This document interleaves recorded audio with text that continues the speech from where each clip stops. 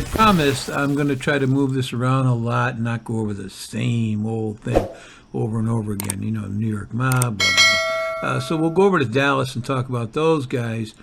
There's a lot of stuff in what I'm about to tell you concerning Jack Ruby. I left a lot out.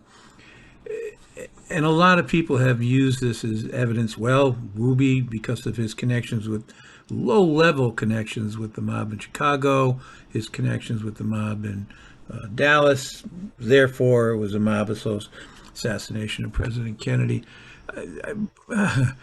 I sincerely don't believe there was a conspiracy to kill President Kennedy. I think Oswald and Ruby were badly damaged.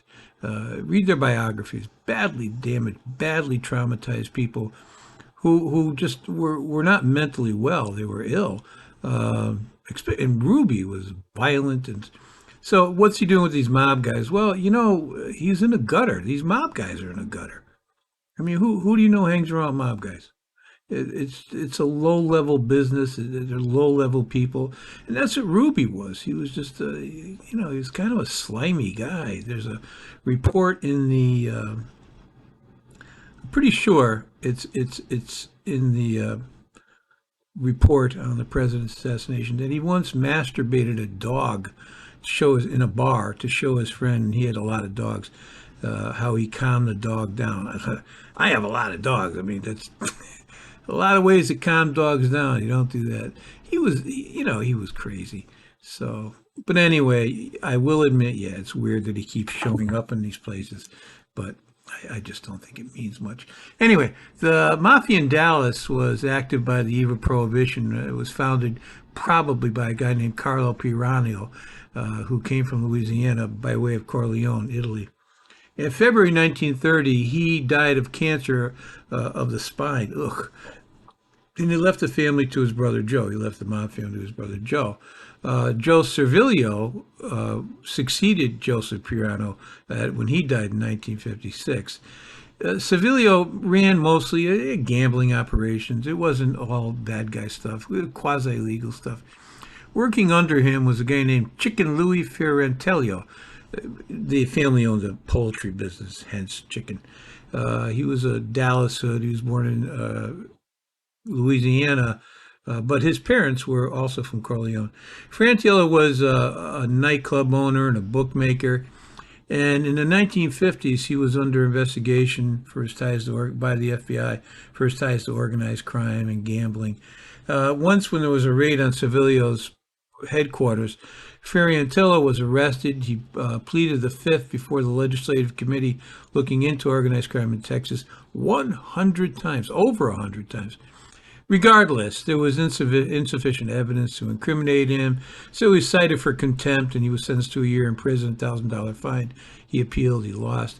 He was released in 1954. 2 years later, Fiorentello, who was married, was killed by his pregnant girlfriend. These guys.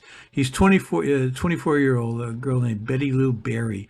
She came into his office at Antonio's Lounge, which he owned in North Dallas, and she said, I'm pregnant. She had a gun with her because she figured, he's not going to marry her. She threatened to kill him if he wouldn't marry her. There was a struggle. Fiorentello tried to prevent Berry from shooting herself, is what she said. Anyway, he ends up dead, and in her court testimony, she said, I couldn't stop firing.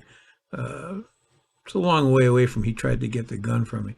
She shot herself in the knee, but, she lived to talk about it.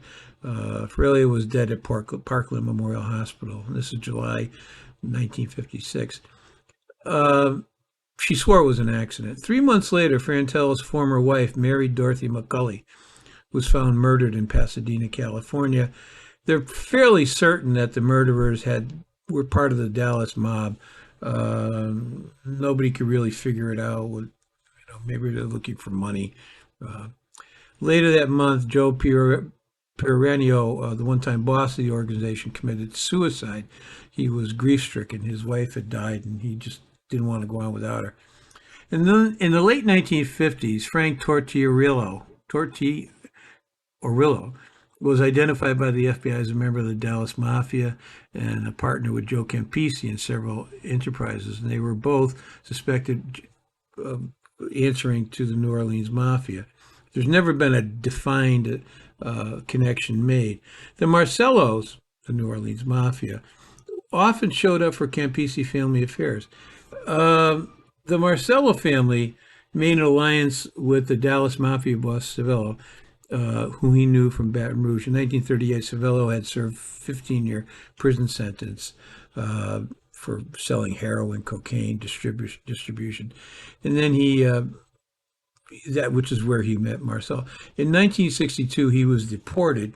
So on November 21, 1963, this is the day before President Kennedy is killed, Jack Ruby, who would, of course, go on to kill Lee Harvey Oswald, spent the night at Tortillo's apartment at the Tanglewood Apartments in Dallas at a party, small party, about 8 people, and he brought along a stripper with him, Jada, who worked in one of his clubs.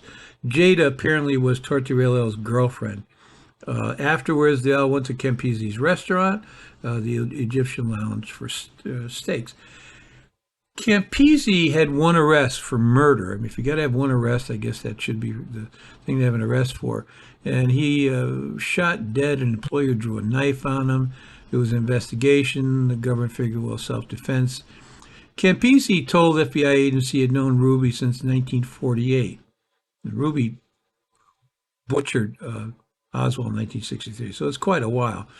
And they had attended sporting events together. Then later on, when the international media moved in and tried to connect Campisi to Ruby, he said, no, I changed the story. He said, I don't know anything about Ruby, really. He's some guy who came in here. I don't know anything about it. I never socialized with him. After Jack Ruby's arrest, though, for killing Oswald, he sent word to have Campisi come and visit him in jail. Campisi did visit him on November 30th with his wife, and they visited for 10 minutes. The one thing Ruby and Campisi also had in common was Louis J. McWillie. Shady guy, worked for the mafia in Cuba. He was a professional, slick gambler, and he was tied in with every big name there was. Ruby knew him well. Campisi knew him well. What that does, it does give Campisi as a definite link between Carlos Marcello and Jack Ruby.